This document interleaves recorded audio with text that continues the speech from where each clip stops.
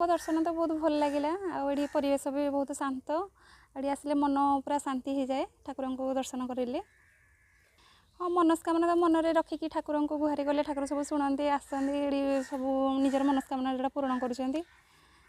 आगुरी 3 थर एथर 3 थर आसले मुझे सहित आसती थे शिवरात्रि छोट बेले एवं आसी दादा घोड़ी अच्छा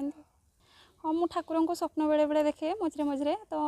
मो घरे कहले कि हाँ व्रत करने मुझे करुँची ठाकुर को पूजा करुँची सब सोमवार दिन।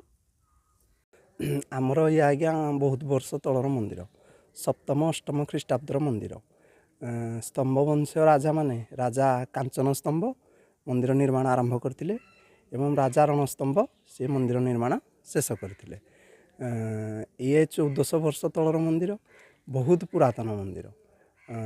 पुरी लिंगराज कोणार्कठू भी आहरी बहुत पुरातन मंदिर ढेंकानाल सर्वपुरातन मंदिर कहले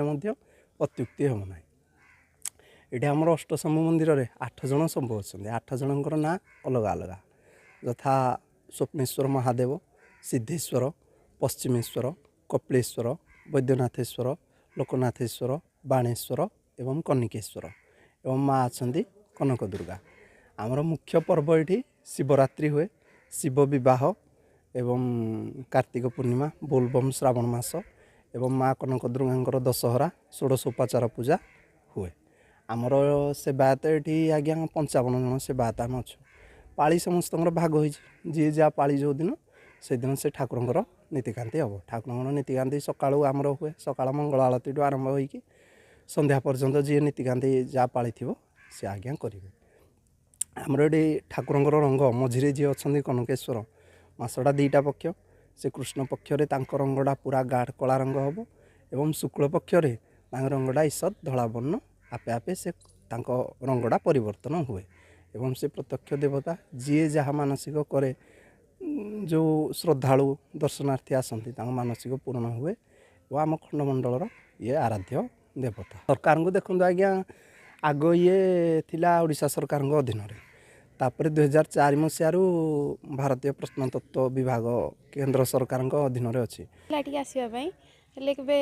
माने चांस मिल नाला बाहर रोली बहुत शुणी ठाकुर विषय मंदिर विषय हाँ बहुत शुणी लोक भी सोशल मीडिया रू आबे चांस मिलला आसिली दर्शन कली बहुत भल लगे। मु तो आज हाँ रील्स रे भी देखी भगवान के मंदिर रे जो 5 मुंडी साप देखी बहुत इच्छा थी ये आसवाई प्रथम थर तो आज आसी बहुत शुणी ठाकुर समस्त मनस्कामना पूर्ण कर मोर भी करेंगे बोली मोर आशा स्वामी मो झीआरी आस दर्शन कली बहुत भल लगे ठाकुर आशीर्वाद समस्त रही था। आरंभ कथाटा किंवदंती अच्छी तो तुम बापटा किंवदंती अच्छी बुढ़ा बुढ़ा मत कहती आम भी शुणी जहाँ शुणीचु सप्तम शताब्दी मंदिर ये यहाँ कोदाल को गड़ था मई कुआड़ा एवं परिचित है तेणु स्तंभ वंश राजा राजत्व करुले प्रभु स्वप्नादेश है स्वप्नादेश हवा द्वारा पाखे राजा आसी त्राही पड़े त्राही पड़ा द्वारा से ठाकुर कहले आम पतित पड़ीचु तू आस पुनरुद्धार कर से पुनरुद्धार कले प्रतिष्ठा कर्म कले तापर आम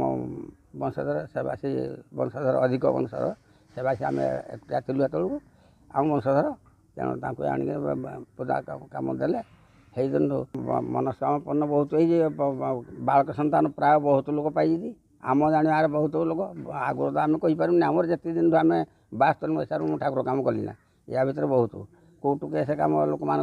बहुत काम था निकटे ये 2-3 वर्ष श्रावण को सी